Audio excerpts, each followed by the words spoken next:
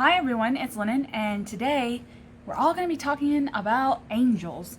Now I know that if you watch my last episode, my last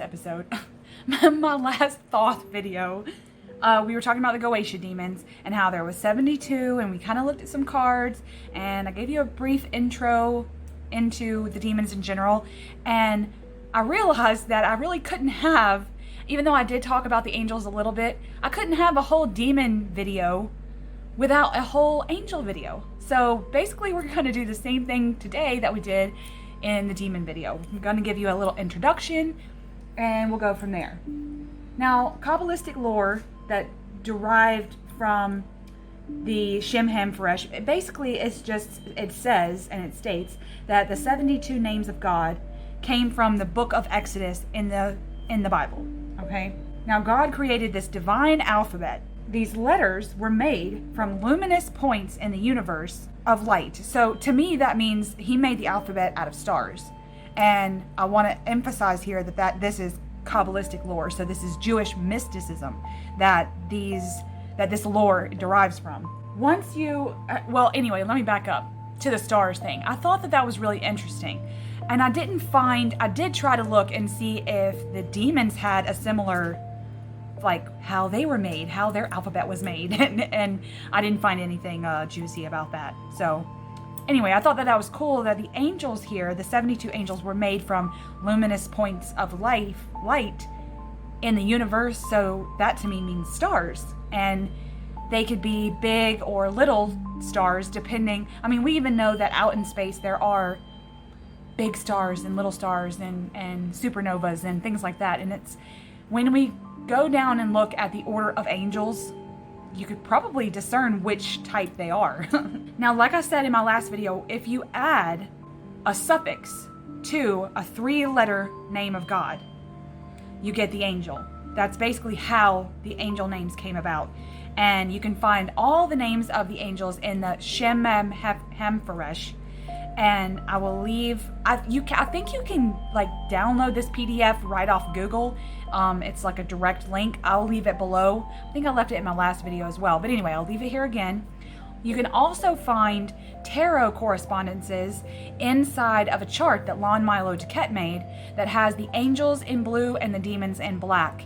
And it goes off of which minor arcana card they are associated with.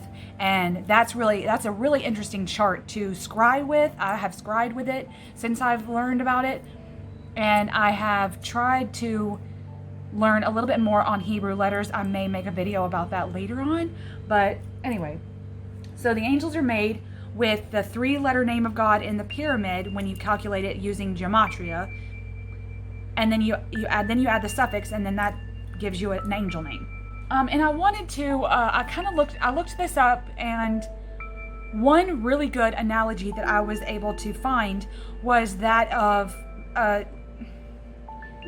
the way gematria and this divine alphabet works would probably correspond a lot with how Hindus teach mantras and how like Om and Aum and there's a lot of emphasis on the letters being together, but then also the sound that they make. And we'll go more into that when we get into the cards and I have to say their name. They sound like breaths, not like words. And I think that that's fascinating because it probably does tie in the fact that these angels are real with the letters. These are part of God. These are luminous points of light from the universe, but then their physical names is an expression of breath. And I think that is pretty fascinating, and how they're both important. Now, I tried to explain it in my last video, but each angel and demon, really, they're over 5 degrees of a decan, so a quintance, okay, or a quinance, I think you pronounce it. And there's also an order in which both angels and demons are in. Like if you look, there's an order and they each like coincide with a number. I consider these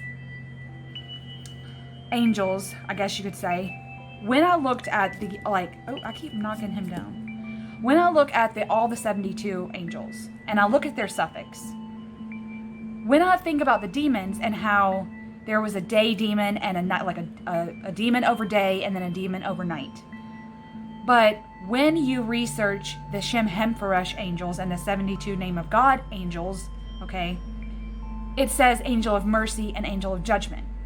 So instead of it being lightness and darkness in terms of like, I think of like sin and a virtuous type of a mentality here, but then with the angels, it's more so on mercy versus judgment.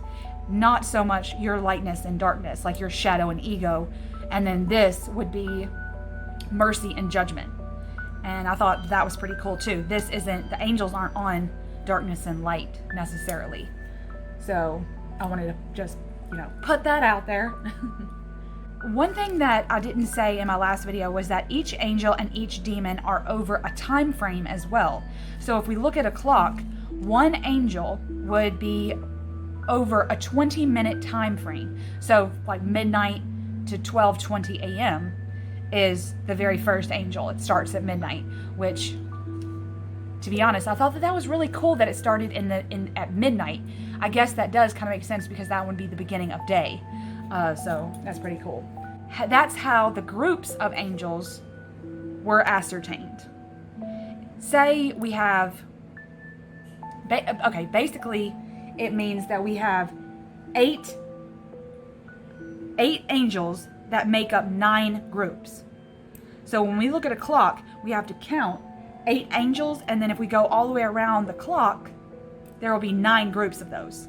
And those names are seraphim, cherubim, thrones, dominions, powers, virtues, principalities, archangels, and angels.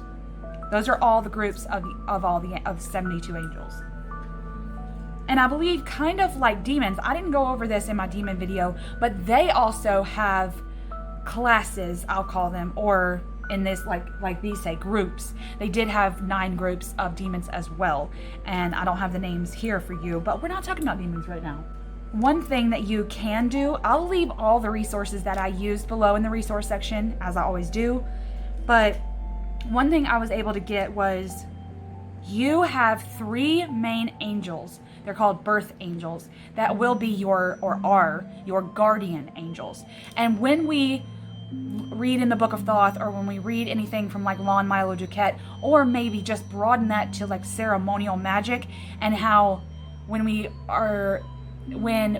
learn about the lesser banishing ritual, or the lesser banishing ritual of the pentagram, you need to know you have those archangels, right? But then you'll also know from having your 3 which archangel is over that. Like, just for example, my archangel that is over my regular guardian, my birth angel, is Raphael. So I could research Raphael a little bit in terms of like archangel knowledge and see if any of that, kind of like you were looking at a horoscope in a newspaper. It'd be probably a generalized description of Raphael, and then you'll definitely be able to find some things that you could say, oh, that links us, and so forth. So I thought that was interesting that we all have 3 angels that are, guarding us, I will say. Now, back to the lore for a second. According to the Shem HaMephorash, these angels are guardian angels, but they were all sent. They're sent forth to teach us, to teach humanity, and they want to. Their vocation is to imbue humanity with specific qualities that we, as humans, must express through our own individuation process. And so, when I think of that, I think of the good qualities and the bad qualities, and how, if we have a bad quality or say a bad habit, how the angels can turn those around to help us. And I thought that was pretty fascinating as well. Okay. I just wanted to give a quick intro, and I do want to look at some cards.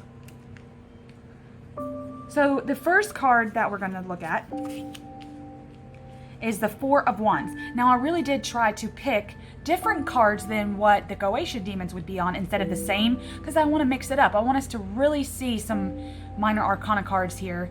And if you do want to, you can do your own research with all the resources I'll leave below. This is the first card we're going to go over, but I want to stress that I am getting the names of these angels and the demons from last video from Lon Milo Duquette's chart, and I did a little bit further research on each angel. A lot of resources that I have looked up have the names all mixed up. So what would be the Four of Wands according to Duquette isn't from another resource. It was like the Four of Swords. So they had that, like, all the fours would just seem to be jumbled up.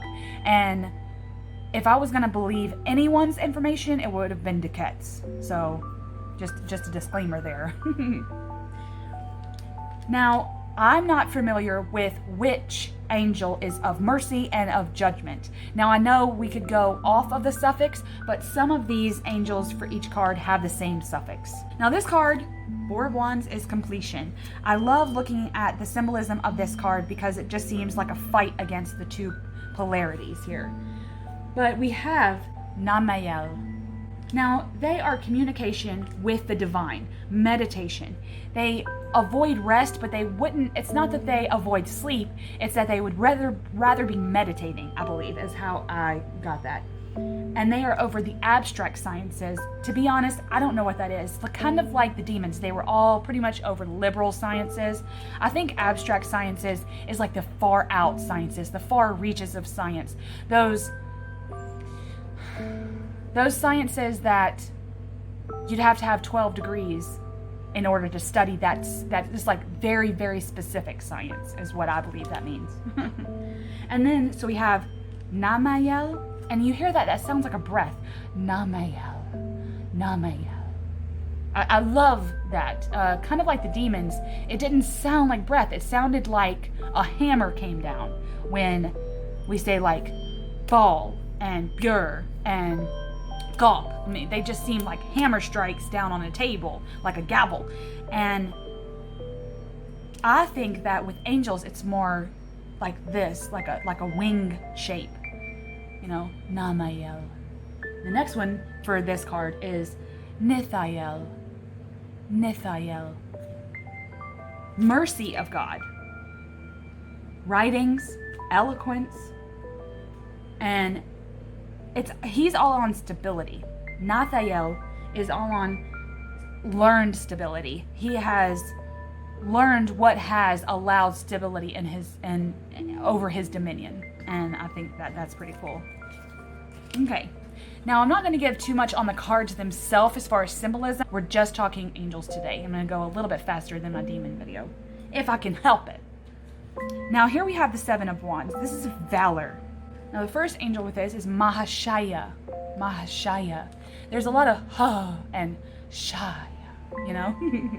Like, they sound very, I'm probably blasphemous saying this, but it sounds very Lord of the Rings, elvish language. It just does to me. Like that the sacred whisper in a language is beautiful. So Mahashaya, ignorance, denial of errors.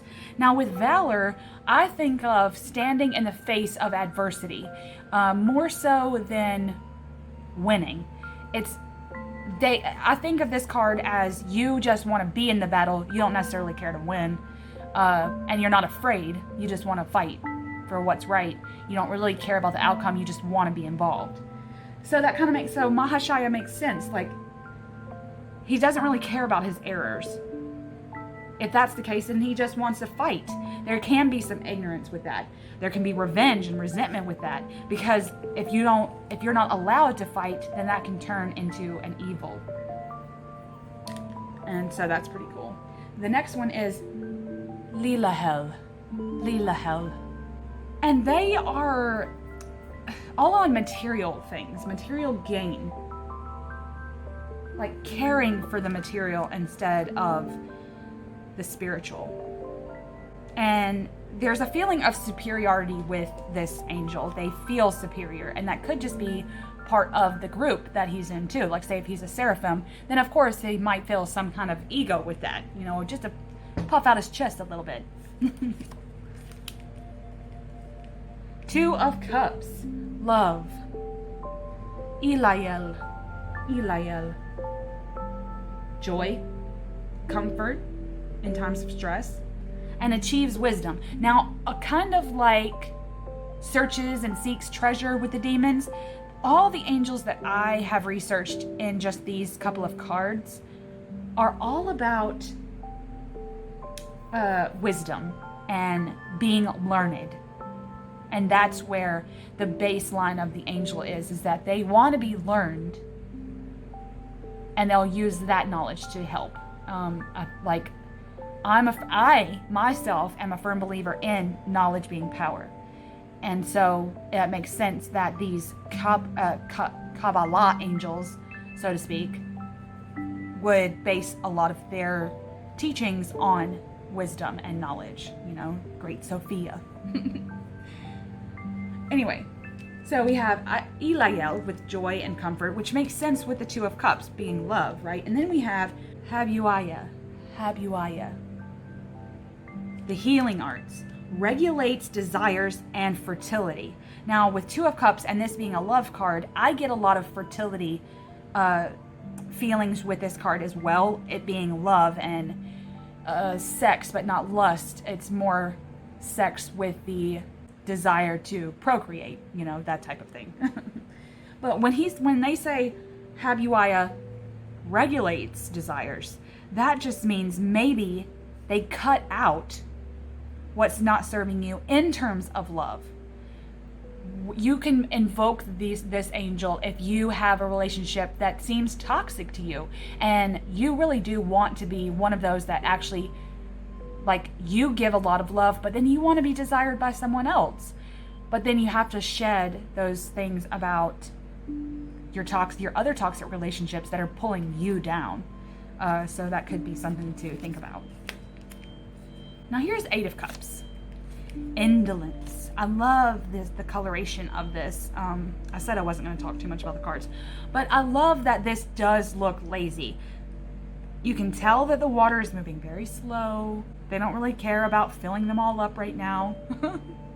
So anyway, we have Viva Laya. Prosperity and searching for paradise that doesn't exist and wastes energy. Now that sounds like indolence to me. It's not really laziness. It's more so of a wastefulness. Like when you're lazy, it's not that you're lazy, it's more that you're bored. And when your brain and your body can't catch up with what you need to be doing in that moment, it feels like a waste. And then on top of that, the guilt sets in, and that's what causes you to feel lazy.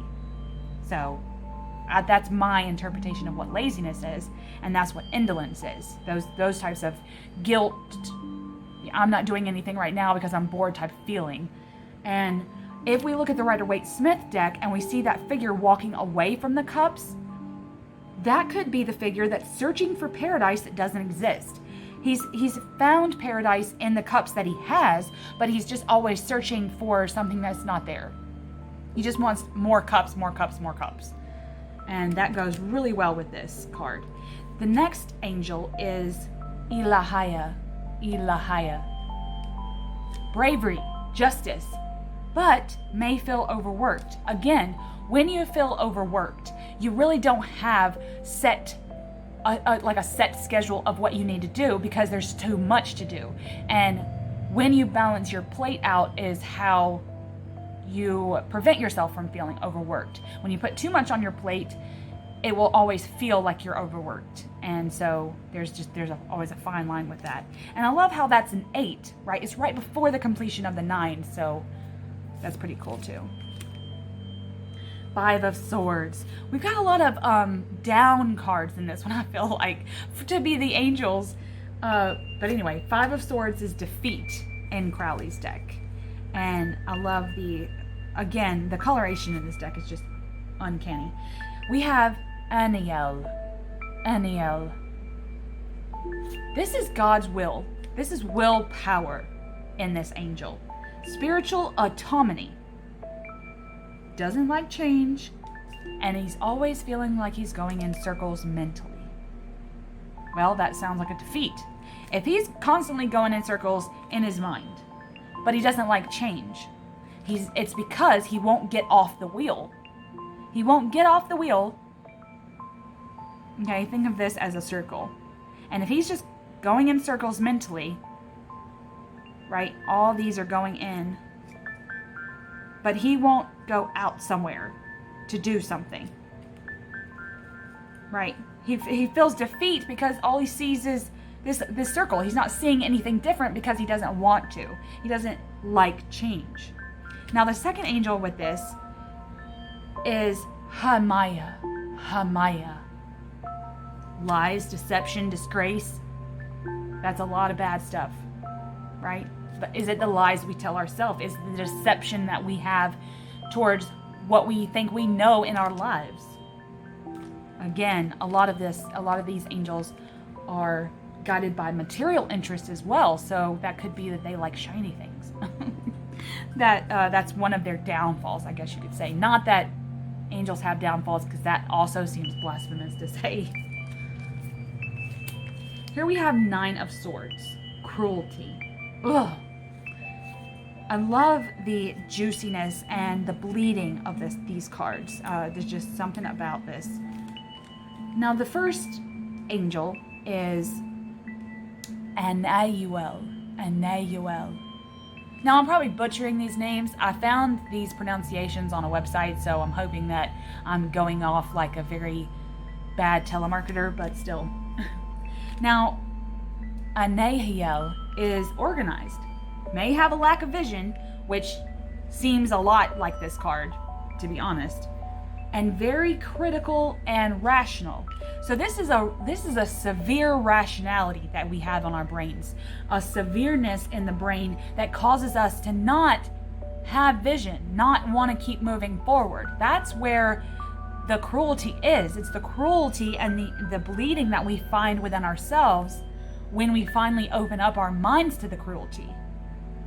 So, Anahuel. The next angel is Mekakael. Mekakael. Inspiration. Intellectual activities. This is pretty cool.